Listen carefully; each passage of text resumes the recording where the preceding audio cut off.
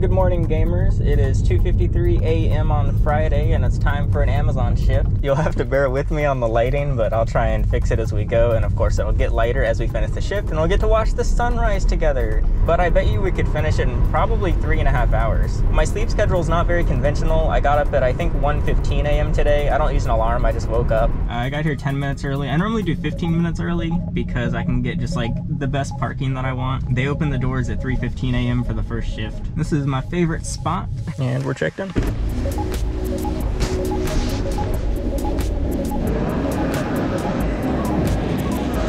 Got 34 packages today, 32 stops. Now, most people here are sorting their packages right now, but because I'm gonna have to charge anyway, I'm gonna go ahead and charge next to my first stop. It's a 40-minute drive, and so this is the most important thing to know. The note: we may have dogs around our land. They do not bite. I cannot stress enough, if you start doing this and you see a dog, do not deliver to them. Unless it's like a little chihuahua that you could just punt like a football if it comes towards you. Here are just some of the lovely dogs from my recent routes. Even these birds were aggressive. The owner pulled in as I was leaving, and he was astonished to learn that I was not attacked and bitten by them. Also, what is this duck setup? It looks terrible. I love this sign though. I couldn't stop laughing at this sign. I've already had multiple close encounters, one of which was extremely close, with a Doberman. When most dogs are acting all scary, I'm pretty sure they're just trying to defend their property or whatever, and they do that by making themselves present and known and being loud. But in the case of this dog, he was hiding in a bush completely silent, and it wasn't until he rushed me that he started barking. He came around a second time, which I am certain he was going in for a bite. Of course, you can't see it in the frame, but I threw the package at him. Thankfully, there was something heavy and metal inside, which got him to actually back up. But I did complete the delivery. I did also report this, but I don't know if the report did anything. However, I have memorized this person's address, and I am not going back there. Your biggest risk is not like dangerous people or about to get it's gonna be dogs. They come out of nowhere. They're oftentimes unleashed, especially in the more rural country routes where you're like going down gravel roads for miles. And yeah, the dogs are aggressive. We are 45 minutes into the shift and have done 0 deliveries, but that's pretty common because oftentimes half your shift is just driving to the city, since flex drivers tend to do farther out areas sometimes. And because I'm the only person at the charger, I'm actually gonna park sideways so that I can easily access the trunk. All right, the rain stopped just in time. So how I sort packages is I scan them with the app, see what stop it is, and then I do stops 1 through 10, 11 through 20, 21 through 30, and then in the back I do 30 and later. It's kind of fun to guess what things are. That's how boring this is. That is shoes. That's a shoebox. We've got an Acer monitor.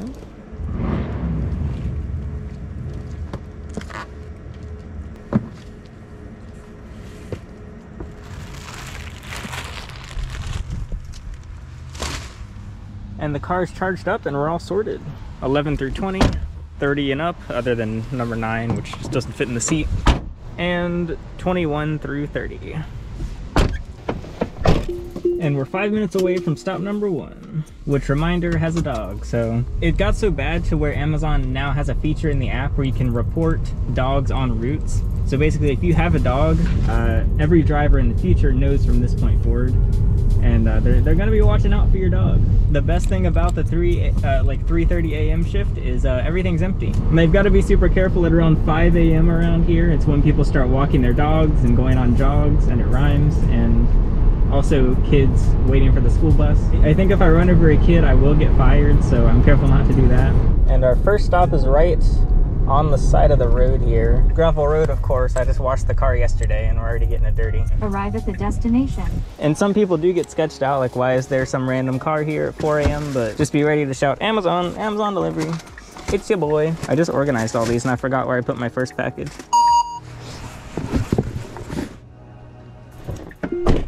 The maiden package has been delivered. On to number 2. So it's important to take note, the Amazon map is horrible. Don't use it. You can link the app to Android Auto or Apple CarPlay, or in my case, the Tesla Nav, and you can just tap, like, navigate through car, which is much nicer. And number 4 is in the same neighborhood. It's just a couple houses down.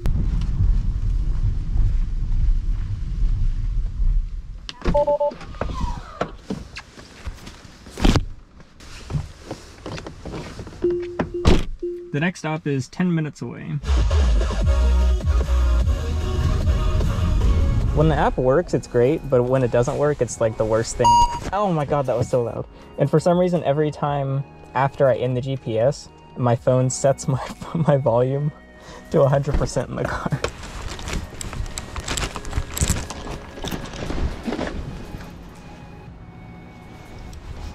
I'm so speedy. This saves a lot of time, just running. All right, next up. So normally if the door is to my left, I'll back in, and then if it's on the other side, I'll go. Oh shoot, I just bottomed out on their driveway. That hurt my soul.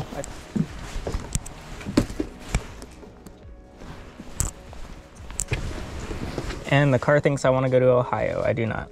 Tesla navigation's not very good either. Now let's angle it this time.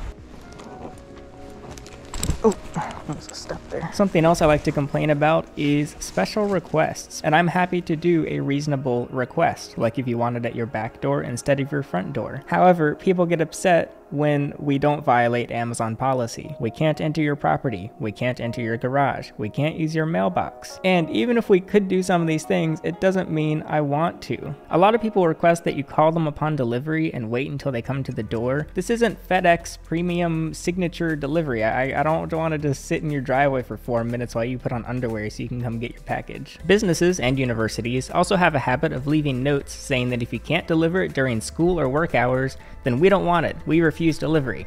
Well, guess what? You're not here. You can't refuse delivery. I'm not the Amazon return system. You should have ordered it to be held for pickup at some Amazon hub. It's really not that big of a deal. I just think it's funny how demanding people get. I'm just like, actually, I don't think I will. And what do you know? We're right behind another Amazon driver. Good morning. Gotta get out of the way. I bet you me and this other driver is probably gonna go to the same neighborhood again. She didn't say good morning back. Oh, the other driver's doing the house next to this one. Jaguar F-Type, street parked. People street park the most ridiculous vehicles. It sounds like something I would do. You spend all your money in your car and you can't afford a garage.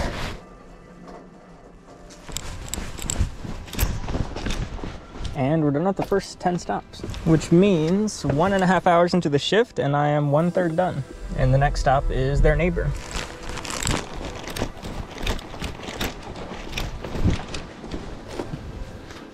And the next one is 4 houses down. And now that I'm done with my first 10, I'm going to move the backseat ones to here. Oh shoot, that wasn't fragile. It might have just been Lego, but that was kind of a loud crash.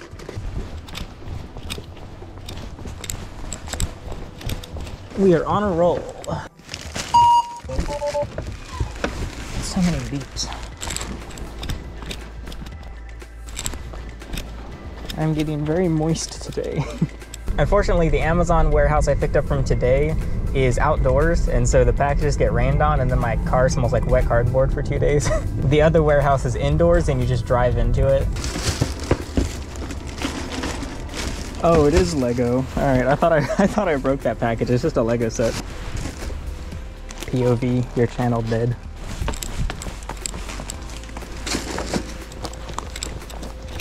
Bojangles opens in 15 minutes, so I'll probably get that. Oh, this is the wrong house. Okay, is it this? Oh, here it is. Oh, let's not go in the ditch. Scanning for dogs. No dogs spotted. Sometimes you get hints, like if you see a water bowl or a chain by a tree.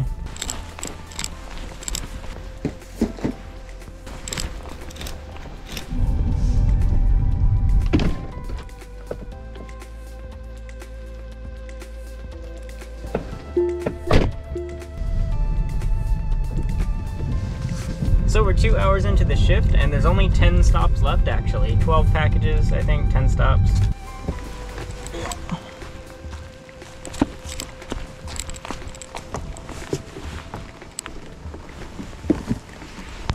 That box is gonna get soaked.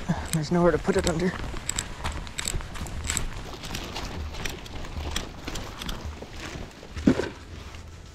Eight to go. I might just knock these out and then get food. I am hungry, but I don't know. I eat better when I'm already done.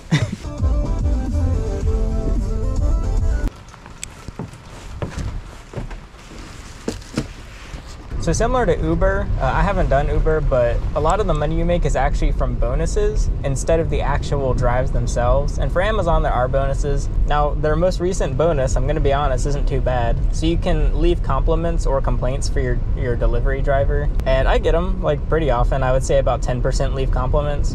But for the first 1 million deliveries that get thanked through Alexa, you get $5 per thank you. So if there's 4 compliments on this route and they all use Alexa, that would be $20 extra just because, hey, I'll update you and see if I make anything from it.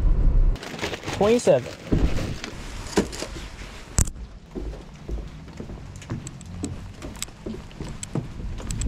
It is now 6 a.m., 2.5 hours in a shift, and unfortunately the school buses are here. Because nobody wants to go to school right now. It's almost Christmas. It's 40 degrees out, it's raining, and they take their sweet time getting onto this bus. At least I'm being paid. The poor kids just have to sit here. Unfortunately, the Tesla nav got this wrong and I had to drive an extra 6 minutes because it couldn't find this driveway. I can't even see anything. Oh, they actually left notes on how to get here. I just ignored the notes. Whoops. 28. And there is a dog leash, so I'm keeping an eye out. Looks like we're all good. Oh boy, people are waking up. I kind of do feel like Santa sometimes. I'll be honest. I have a Santa complex. I come to your houses overnight while you're asleep and I deliver the gifts. And then I'm gone before you even wake up. So the last one is not at a residence, it's a commercial company. But I cannot complain because today I have had no apartments and no universities, which are the 2 biggest. And sometimes I had to deliver to a gas station, that's kind of a pain. Oh, I think I passed it. It's one of these warehouses. It's the same company. I just don't know where to actually leave the package. And it's in a box that's clearly a monitor, like a computer monitor, so. All right, here's the front. I guess I'll just do it right here. And also you can park wherever you want when it's, when nobody's awake yet.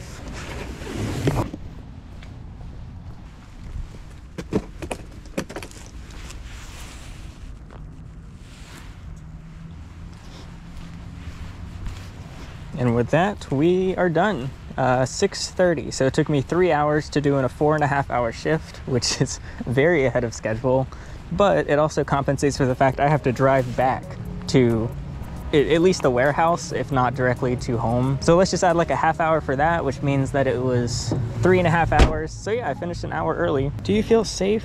I'm gonna say often. It would be always if there weren't dogs. So $112 over 3.5 hours is $32 an hour.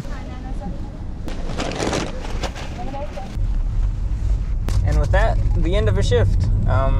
Pretty easy shift. No issues that time. No support from Amazon needed.